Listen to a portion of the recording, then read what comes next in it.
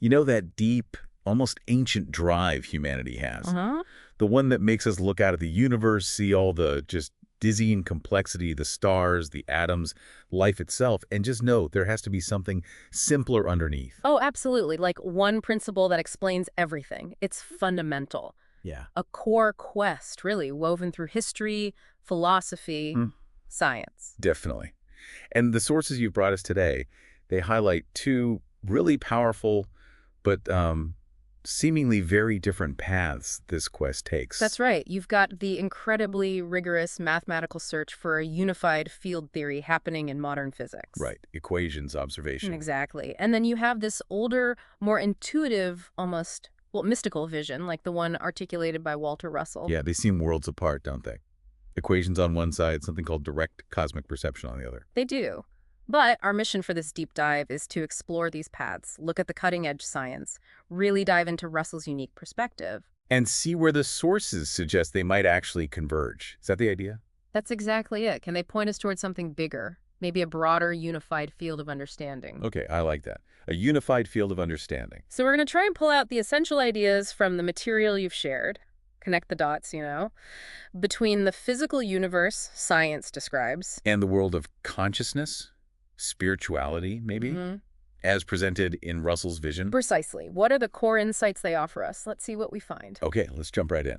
Path number one, the scientific quest, the unified field theory. Where do physicists actually stand today? What are they trying to unify? Well, modern physics, as it stands, understands the universe as being governed by four fundamental forces. Think of them as the universe's main operators, you could say. Okay, four forces. Yeah. There's gravity, the one we all know, keeps us grounded. Then electromagnetism that covers light, electricity, magnetism, holds atoms together. Right, the common stuff. And then you've got the two nuclear forces, the strong and the weak. They operate right inside the nucleus of atoms, really tiny scales. So four distinct forces, each with its own, rules, its own equations. Exactly.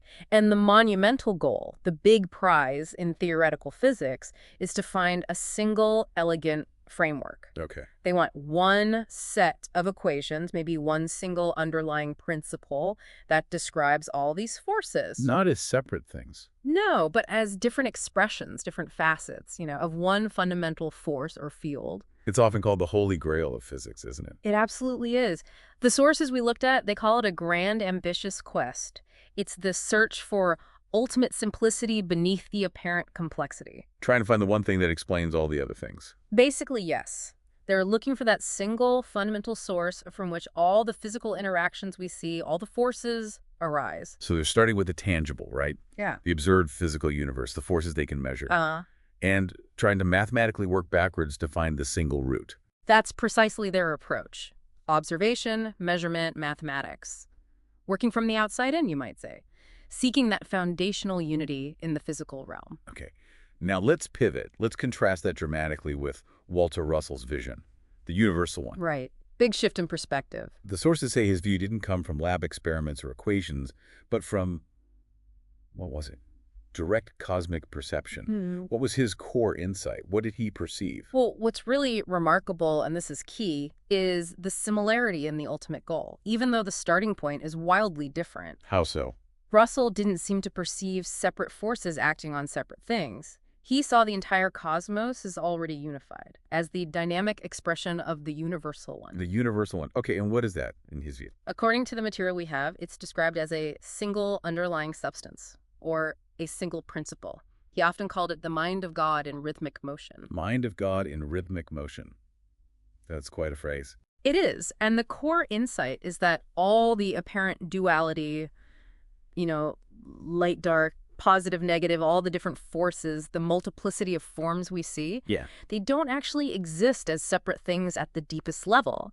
They arise from this universal one expressing itself through rhythmic, balanced interchange. That's the key mechanism he described. It's not just that things are unified, but how they differentiate and interact through this universal rhythm. Okay, so let me see if I've got this. Physics starts with the separate physical forces we observe and tries to work back to find the unified source. Right. Working inwards from the effects. Whereas Russell seems to have started with a perception of the conscious, unified source, the mind, he called it, and saw how the physical universe unfolds from that mind. Exactly. Through rhythm and It's balance. like one works inward from the physical manifestation, the other works outward from the conscious source. That's a great way to put it. A fundamental difference in perspective in the starting point. But, and this is the fascinating part, both are searching for that ultimate principle of unity. Okay, this is where it gets really interesting then, because you have scientists chasing a unified physical field, right? Extrapolating from the forces they measure. The mathematical description. And then you have Russell perceiving a unified mental or conscious field, the source from which the physical actually emerges. Yeah. The sources highlight this profound resonance. It's like a shared yearning for a single reality underneath it all. It really is more than just a shared goal. It feels like an echo across different ways of knowing, doesn't it? Physics is trying to figure out the fundamental grammar of reality, the rules, the equations. Right, how energy and matter interact. And Russell, through his vision, seems to be describing the fundamental language of reality, the mind, the consciousness, the rhythm, the principle from which that grammar even arises. So maybe the grammar and the language. Maybe they aren't separate things. That's the insight, I think. Perhaps they're inseparable aspects of the same reality. And the sources suggest this resonance, this echo, might point towards a future where some of these traditional divisions in our thinking start to, well, dissolve. Exactly. Not just within physics itself, like unifying the four forces, but potentially across our entire view of reality. Which raises big questions about some long-standing splits in how we think, right? Yeah. Like the material versus the mental. Oh, definitely. That's a huge one. Science has historically focused, really focused, on the material, the measurable. Yeah, what you can put in a lab. And consciousness has always been tricky, often seen as just a side effect of brain chemistry or maybe an epiphenomenon, something really hard to fit into a purely physical picture. The hard problem, they call it sometimes. That's the one. Whereas figures like Russell and, countless ancient wisdom traditions, They often put the mental, the conscious first, as the primary reality, the ground of being. precisely. And what the material we looked at points out is fascinating as modern science bumps up against the deep mystery of consciousness. The hard problem. Yeah, and grapples with weird stuff from quantum physics, like observer effects, deep interconnectedness, things that hint the observer isn't separate. Right. The idea that maybe the mental, maybe consciousness itself, needs to be integrated into our fundamental description of reality starts to look, well, less fringe, more necessary. The universe seems connected to mind at some deep level. Physics is maybe just starting to glimpse that. That seems to be the suggestion, that the universe at its roots is intrinsically linked to mind in ways we're only beginning to explore scientifically. Okay, another big division you mentioned, science versus spirituality. Yeah, historically often seen as opposing forces, right? Totally. Objective, measurable facts on one side. Versus subjective faith, mystical experience, things you can't easily quantify on the other. So how does this potential convergence speak to that? Well, what's fascinating is the insight the sources draw here. If reality is fundamentally a unified, conscious, rhythmic expression, if mind and matter aren't truly separate domains, then maybe the deep insights from mystical experiences, the understanding of unity and wisdom traditions, the direct subjective experience of being conscious, maybe these aren't opposed to science.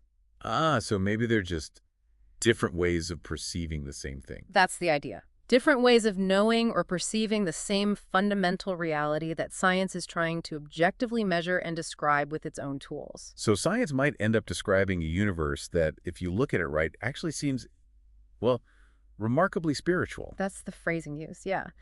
And conversely, spirituality might find its ancient truths not contradicted, but actually illuminated and described in new ways by the language of modern physics and a deeper understanding of consciousness. Like different paths up the same mountain. That's a classic analogy, and it seems fitting here. One path using external observation and math, the other using internal perception and intuition, but maybe leading to the same summit view.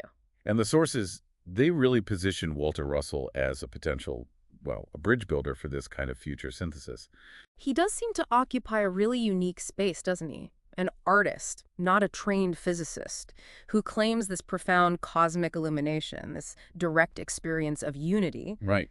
And then he spent decades trying to articulate that vision, trying to translate it into a framework people could grasp, creating this comprehensive cosmology. So his framework, because it came from that state of unified perception, It naturally weaves things together that we usually keep separate. That seems to be the point. It blends elements we'd normally put in different boxes. Like the scientific, the spiritual, the philosophical. Exactly. You see concepts that sound scientific universal law, energy cycles, rhythm, polarity, right alongside deeply spiritual ideas, the universal one, the mind of God, conscious creation. Yeah, and big philosophical questions, too, about reality, illusion, duality, unity. Right. And his work, according to the material, isn't presenting these as separate subjects. It's presenting them as different facets of the same reality, suggesting they aren't isolated domains at all, but different angles, different paths leading to the same peak of understanding, the same integrated view of a unified cosmos. Wow. So this paints a picture that's actually much bigger than just finding a unified physics theory, isn't it? It really is. It's pointing towards a potential unified field of understanding. A holistic view. Yeah, a holistic view of reality, one that integrates the material and the mental, the scientific and the spiritual, ancient wisdom and modern discovery. It's a vision of a future where maybe what the sources call the cosmic song. Russell's rhythmic expression. Exactly, where that isn't just a poetic metaphor, but it's understood as the fundamental symphony that actually creates and sustains everything we see and experience. And what's the insight for you, the listener, in thinking about this possible future? How does it relate to us? Well, the implication is pretty profound. It suggests that you are not just an isolated entity, a separate observer looking at this complex universe from the outside. Okay. The sources describe the outcome of really grasping this understanding as recognizing yourself, not as a separate individual, but as a conscious rhythmic note within that universal symphony, part of the song. That's a powerful image. And the insight is that this understanding isn't just abstract or theoretical, it's meant to be lived. The result, as the material suggests, is the potential to live in greater harmony. Harmony with what? With yourself, first of all, with other people, and ultimately with the universal one, with the totality. It points towards a future of integration, of seeing the whole, of living the unity. It really is remarkable when you put them side by side. Yeah. The modern scientific hunt for a single fundamental field in physics. All math, the experiments. And these older intuitive visions like Walter Russell's, through completely different means, different languages. Oh, wildly different means. They're both pointing towards unity, towards something single and fundamental, underlying all the diversity we see. And the sources we've explored today really suggest that this search, this quest for a single field, might actually go far beyond just the physical forces. Right. Hinting at this potential future where our understanding integrates consciousness, science, spirituality, maybe into one cohesive view of reality. That seems to be the potential trajectory hinted at, yes, a much broader unification. So here's something to think about then, a final thought for you listening. If the universe is indeed a unified, conscious, rhythmic expression, as these sources powerfully suggest, if that's the fundamental nature of reality, what does that fundamentally change about how you perceive everything, about your place within it all, and maybe most importantly, about how you choose to live your life from here on out?